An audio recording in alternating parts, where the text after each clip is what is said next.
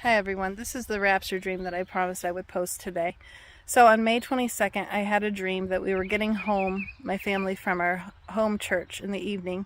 And this dream felt a little bit more like a vision because it feels different than a dream. It feels literal and a little bit more like a real memory. But I had a dream we got home from church and we stepped out of the car and I realized it was just pitch black out. And I realized it had started, and I started yelling for my husband. I was like, Abe, Abe. I was in the yard and I was looking at the sky. I'm like, it's starting, get the generator. And I went inside and I was fumbling around in the kitchen for my phone because I realized I hadn't warned the church. I hadn't told them anything about the days of darkness. And I was trying to see if the internet would work, if I could message them.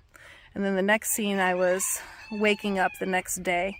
And I went out into the yard and the clouds were parted and the sky was blue and it was really magnificent looking. It was like 2 pages of blue sky, like overlapping a little bit with words written on it.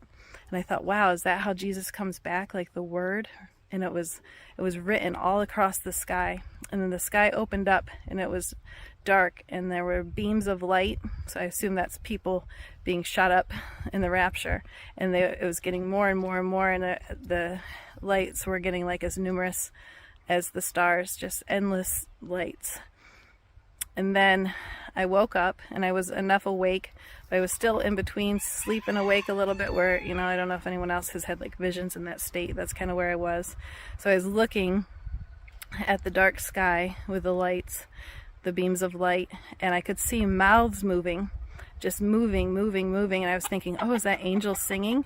But it looked dark, and it kept getting closer like this, and it was the mouths of, it looked like monkeys, and they were just chomping at the bit to get down to the earth, and they were coming closer and closer.